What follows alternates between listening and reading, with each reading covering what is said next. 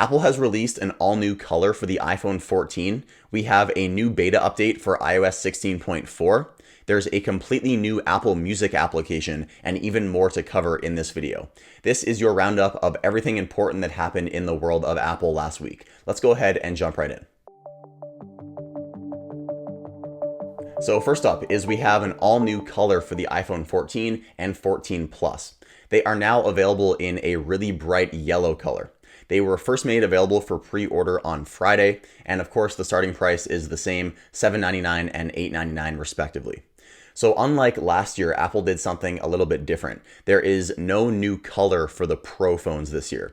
And I have an opinion on this. I think there are two reasons why Apple may have done this. The first is that sales of the iPhone 14 Pro are just too good, and Apple doesn't really need a new color to boost the sales of the Pro phones. And probably the more likely option is that the sales of the normal iPhone 14 are just so bad, because the iPhone 14, really the only thing they changed is a few things with the camera, and they made a plus size option available.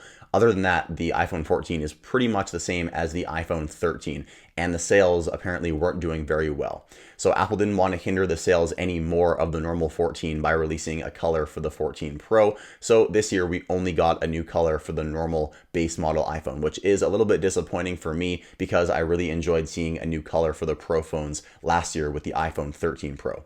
Compared to the other colors that Apple has done, you may remember we had the purple iPhone 12 and then the green iPhone 13 models. I really think that the yellow is my least favorite. I think for me, my favorite was the green, just because it was available for the Pro phones, and I really like that dark saturated green, especially with the matte back on the iPhone 13 Pro. This new yellow iPhone 14 also comes with a new wallpaper. For me, I think it looks honestly a little bit ugly, but if you want to get it, I will have a link so you can download it in the description down below. Like I said, Apple made the yellow iPhone 14 available for pre-order last week, and you can pick them up in the store and they will start arriving to people's doorsteps early this week.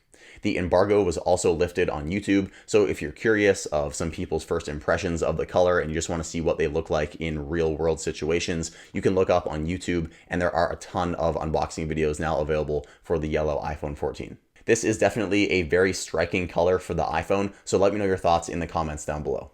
And then on Tuesday, Apple went ahead and released iOS 16.4 Beta 3. This was a pretty small beta update, and Apple really only included one thing with this update: the ability to use separate Apple IDs to install a beta on your device. So this is useful for beta testers and developers who have separate Apple IDs, one personal and one for their developer account, in order to test the betas. So if you have a separate developer account that you use to install and test different beta softwares on your device, this update is definitely going to be nice for you.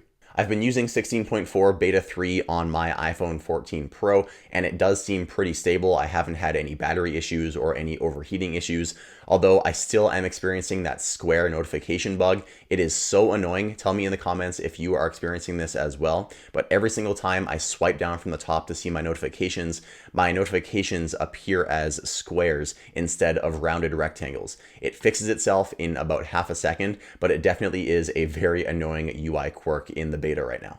iOS 16.4 in general includes a bunch of new features, such as new emojis, updated UI elements in the Music app, an update for the Home app and its underlying architecture, and also push notification support for web apps.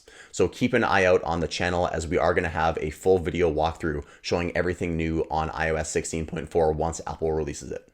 The next story is Apple has announced an all-new application for Apple Music. This is called Apple Music Classical. This was made official on Thursday. It's going to be free for subscribers to Apple Music, but if you're subscribed to the lower end Apple Music Voice, you will not get access to Apple Music Classical. Apple says that you will have access to over 5 million classical music tracks, and it also will support 24-bit lossless streaming. It is a completely separate application with a slight design change and font change to really fit the classical theme of the music you'll be listening to. And Apple also says alongside the music in this new application, you can expect various other content such as composer biographies and various written works as well. At launch, it's going to support up to 700 curated playlists, and it's coming March 28th for iPhone only. So unfortunately, there is no iPad application for Apple Music Classical. Let me know your thoughts of this in the comments down below. I know that this has been rumored for a very long time, as Apple Music Classical was first referenced in the code, I think way back in like the first iOS 16 beta. And this comes from Apple's acquisition of a different company. I think it was called Primephonic. So they acquired that company, they put some of their own work into it, and now they're releasing their own separate application for classical music. So again, let me know your thoughts on this in the comments down below. Do you plan on using Apple Music Classical? For me, I might try it a few times, but classical music really isn't for me. The only thing I like about this new app is the app icon. I think it looks really cool. And the final piece of news for the video is we have some new accessory colors released alongside the new yellow iPhone 14. So we have some new silicone cases for the iPhone 14 and iPhone 14 Pro. The new colors are canary yellow, olive, sky, and iris. We also have a whole bunch of new watch bands, and these are pretty cool in my opinion. So we have a few new colors for the solo loop. We have sprout green, canary yellow, olive, and purple fog. For the braided solo loop, we have purple fog, olive, and bright orange. And for the sport band, we have olive, sky, and bright orange. For me, the favorite color on the new case is iris, as I really think it's going to match my purple iPhone 14 Pro.